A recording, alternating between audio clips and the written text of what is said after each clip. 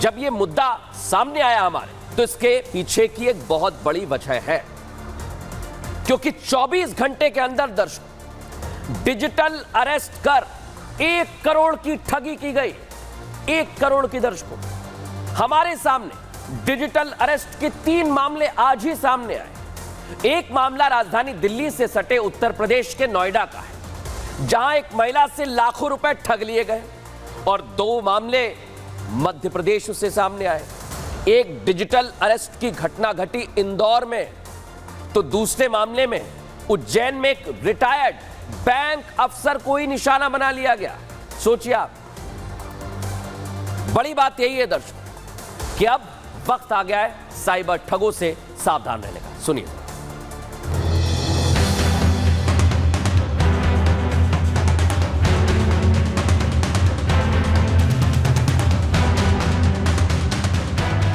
Cyber ठगों से सावधान। खाली हो सकता है आपका बैंक अकाउंट, चंद सेकंड में ले डूबेगी जरा सी लापरवाही। आप हो सकते हैं घर में ही कैद। उत्तर प्रदेश के नोएडा में 36 साल की एक महिला के साथ भी कुछ ऐसा ही हुआ है। रंजना नाम की इस महिला को साइबर ठग डिजिटल अरेस्ट कर लेते हैं। रंजना को डराया जाता है, धमकाया जाता है, एक कमरे से दूसरे कमरे में भी नहीं जाने दिया जाता है। रंजना में इस कदर खौफ भर दिया जाता है कि वो अपने खून पसीने की कमाई को ठगों के खाते में अपने आप ट्रांसफर कर देती है। 48 घंटे यानी 2 दिनों तक अपने घर में ही डिजिटल अरेस्ट रहती है। उसे पता नहीं चलता कि आखिर उसके साथ हुआ तो हुआ क्या। मामला 7 अगस्त का है।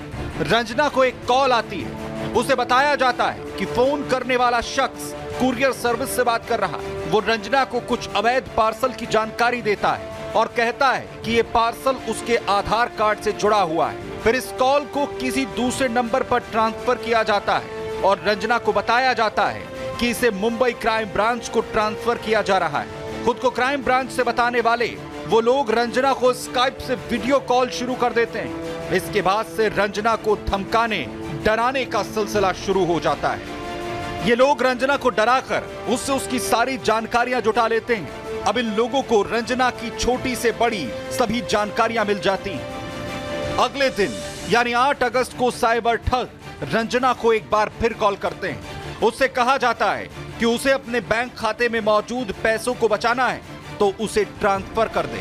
इसके लिए ये ठग रंजना को एक अकाउंट नंबर भी देते हैं। दबाव और डर के कारण रंजना 5 लाख रुपए ट्रांसफर भी कर देती है। इसके बाद रंजना फिर 4,70,000 रुपए साइबर ठगों के खाते में ट्रांसफर करती है। इस तरह कुल मिलाकर रंजना साइबर ठगों को 9,70,000 रुपए ट्रांसफर कर देती है। लेकिन यह खेल यहीं खत्म नहीं होता है। साइबर ठग लगातार रंजना को स्काइप के माध्यम से कॉल से जोड़कर रखते हैं। लेकिन 9 अगस्त को रंजना को एहसास होता है कि उसके साथ ठगी हुई है। वो थाने पहुंचती है और मुकदमा दर्ज कराती है। उनको DHL कंपनी की तरफ से कॉल आई कि उन्हें कुरियर प्राप्त हुआ है। इस कुरियर में ड्रग्स है और इनकी कॉल को क्राइम ब्रांच मुंबई से कनेक्ट कर दिया गया। स्काइप कॉल पे इनको लाकर और इनसे लगभग 9,70,000 रुपए चेक के माध्यम से ट्रांसफर करा लिए गए।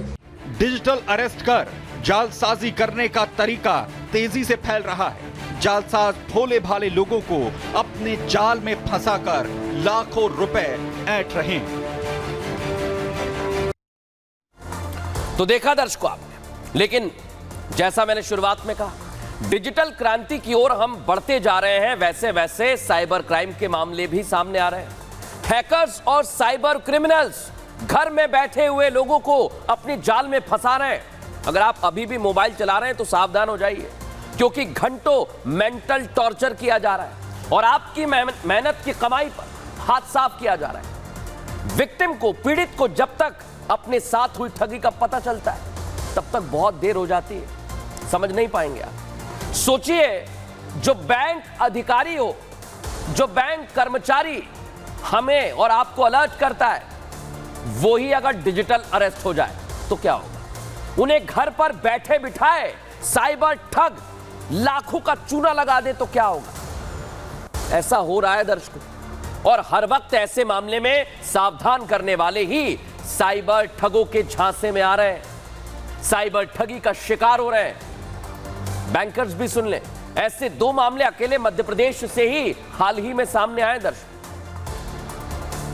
लेकिन आप सोचिए किस तरह से ये डिजिटल अरेस्ट किया जाता है, क्या होता है, हमने एक्सपर्ट से भी बात की। इसके बाद आपको मध्य प्रदेश के दोनों मामले विस्तार से समझाएंगे। पहले सुनिए एक्सपर्ट क्या कह रहे हैं।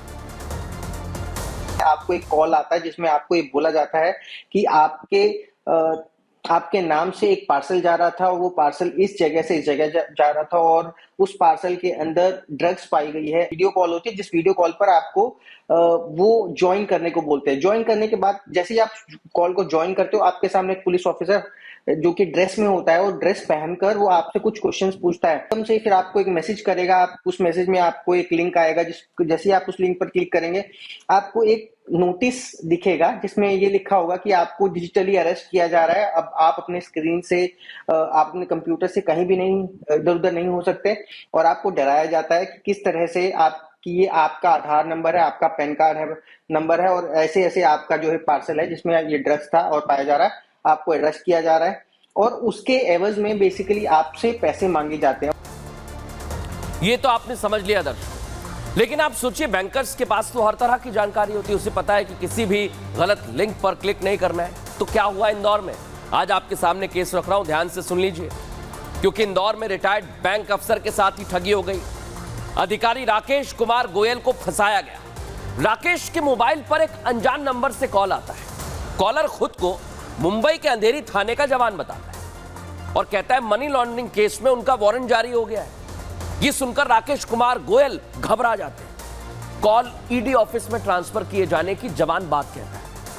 कुछ देर बाद स्काइप के जरिए बुजुर्ग से कुछ लोग जुड़ जाते हैं और बच्चों की तस्करी में मनी लॉन्ड्रिंग का केस दर्ज होने की सूचना दी गई। वो और घबरा गए। बुजुर्ग के खातों से पैसे का ट्रांजैक्शन कर लिया गया।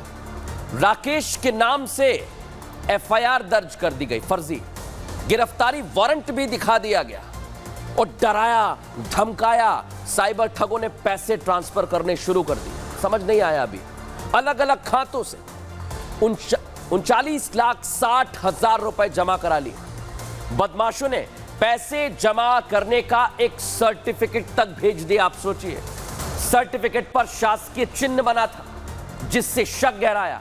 राकेश ने अपने डीएसपी दोस्त को सर्टिफिकेट दिखाया। इसके बाद राकेश को अपने साथ हुई धोखाधड़ी का पता चला। मामले में पुलिस ने केस दर्ज कर लिया, जांच की जा रही है। लेकिन दूसरा केस सुन लीजिए। उज्जैन में भी एक बैंक कर्मी के साथ ही ऐसा हुआ। क्या हुआ? साइबर ठगों ने राकेश कुमार जैन को अपना शिकार बनाया।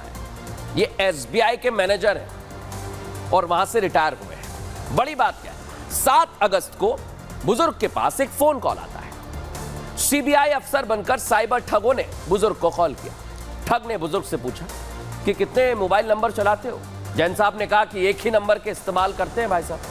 बुजुर्ग से कहा गया कि नंबर को तुरंत ब्लॉक किया जा रहा है। कार्रवाई करने से रोकने पर कॉल दूसरे नंबर पर ट्रांसफर किया।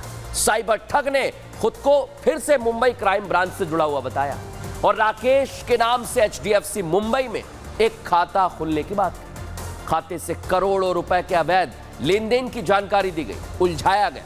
राकेश की आईडी से खाता खुलने की बात कही और उन्हें संदिग्ध बताया। फिर वही वीडियो कॉल और स्काइप का सहारा ठगों से जोड़ा गया। राकेश साइबर ठगों से समझ पाते, लेकिन उन्हें बार बार धमकी दी गई। 2 दिन तक दर्शकों, 2 दिन डिजिटल अरेस्ट, एक कमरे में। साइबर ठगों की बातों में आकर 50 लाख की एफडी तक तुड़वा दी भाई साहब ने। महाकाल नाम की फर्म के खाते में और रकम जमा कराई। यह खाता कहां का निकला? गाजियाबाद की राजेंद्र नगर बंधन बैंक का निकला। दर्शक सोचिए आप कि आप अगर घर में बैठे हैं तो आपके साथ भी ऐसा हो सकता है। दर्शकों, इस मामले में पुलिस के अधिकारी क्या कह रहे हैं, सुनिए जरा। तो जो जुलाई की घटना है 11-12 तारीख थी, जिसमें लगभग 48 घंटे के करीब उसको डिजिटल अरेस्ट रखा गया था। राकेश गोयल पुराने जो बैंक मैनेजर थे एसबीआई के, रिटायर्ड, तो लगभग 72 वर्ष से उम्र है और लखलिया थाना क्षेत्र के अंतर्गत रहने वाले हैं। इनके द्वारा ये बताया गया था कि इनके पास एक कॉल आया था कि वो अंधेरी थाने से बोल रहे हैं और आपके खिलाफ आपके कई डॉक्यूमेंट्स मिले हैं और उसको फिर स्काइप वीडियो कॉल पे आई है और आपके डॉक्यूमेंट्स का अकाउंट का यूज किया गया है मनी लॉन्ड्रिंग में, और इस तरह के उनको डिजिटली अरेस्ट लगभग 48 घंटे के करीब रखा गया और उनके 3 अकाउंट में इनके द्वारा फ्रॉड करके पैसा ले लिया गया। आवेदक आए हुए हैं राकेश जैन। इनका कहना है कि इनके साथ ऑनलाइन 51 लाख लगभग 51 लाख रुपए की ठगी की गई है। उनको डिजिटल अरेस्ट करने की ये बात बता रहे हैं। अभी इनसे आवेदन लिया गया है, जांच की जा रही है आवश्यकता पड़ने पर। दर्शकों, आपने मामला सुन लिया, कार्रवाई कर रही है पुलिस, ये भी जान लिया। लेकिन अब मैं जो आपको बताने वाला हूं, क्योंकि हम पूरा एक्सरे करते हैं, अब ये कैसे शिकार करते हैं आपको सावधान कर रहा हूं। सुन लीजिए, लिख लीजिए कहीं, क्योंकि यूपीआई से साइबर क्राइम फ्रॉड सबसे ज्यादा बड़ा है। बिना मोल भाव किए ठग पैसे ट्रांसफर करने पर राजी भी हो जाएंगे आप, वो ऐसे उलझाएंगे क्योंकि एक एसएमएस आएगा, लिखा होगा पैसे खाते में ट्रांसफर हो गए हैं, और जैसे ही आप उसे अप्रूव करेंगे, क्लिक करेंगे, क्योंकि उस पर विकल्प होगा, यह लिंक आपके फोन पर किसी यूपीआई ऐप का हो सकता है, और लिंक पर क्लिक करते ही पैसे आने के बजाय चले जाएंगे। क्यूआर कोड जो होता है उससे भी फ्रॉड तेजी से बढ़ रहा है। दर्शकों, वेबसाइट पर कुछ बेचने पर ठग एक क्यूआर कोड भेजेगा। इस कोड को यूपीआई ऐप से जैसे ही आप स्कैन करेंगे, क्योंकि वो कहेगा स्कैन करते ही आपका खाता खाली हो जाएगा, और बड़ी बात क्या है, यूपीआई पिन डालते ही खाते से पैसे डेबिट हो जाएंगे। कई बार वही ठग आपको दोबारा संपर्क करेगा, बोलेगा कि उसने गलती से दूसरा क्यूआर कोड भेज दिया है। साइबर ठग आपको पैसे लौटाने की बात तक कहेगा। पैसे लौटाने के नाम पर एक और क्यूआर कोड आएगा। अगर यहां भी आपने वही गलती की तो दोबारा आपके पैसे चले जाएंगे। दर्शकों, इसलिए सावधान रहिए। लेकिन शिकार क्यों बन जाते लोग? इतनी जानकारी के बाद डिजिटल अरेस्ट के 3 बड़े कारण सामने आए हैं। पहला और बहुत बड़ा कारण लोगों का डर है। साइबर ठग फोन पर पीड़ित को डराते हैं। खौफ में भर जाने से शख्स पैसे ट्रांसफर कर देता है, डरना नहीं आप। दूसरा कारण लोगों के शिकार होने का लालच। शेयर बाजार, क्रिप्टो करेंसी में निवेश के नाम पर लालच देते हैं। रकम को दोगुनी करने का लालच दिया जाता है। बिना जानकारी के पैसे देने से नुकसान झेलना पड़ सकता है। लापरवाही भी डिजिटल अरेस्ट का बहुत बड़ा कारण है, और आज भी लोगों को डिजिटल अरेस्ट की पूरी जानकारी नहीं है। पूरा डेटा लोग फोन में ही रखते हैं। आईडी पासवर्ड भी आप रखते हैं, वो चोरी हो जाते हैं। पासवर्ड लीक होते ही साइबर ठगी का खतरा बहुत ज्यादा बढ़ जाता है। लेकिन बड़ी बात यही है दर्शकों, आपको सावधान करना था, इसलिए सावधान किया। लेकिन आज एक ऐसी खबर आपको बताऊंगा जो आपको चौंका देगी, क्योंकि कांग्रेस की सरकार जहां है वहां एक बड़ा घोटाला सामने आया है। वो आपको मैं बताऊंगा, क्योंकि आज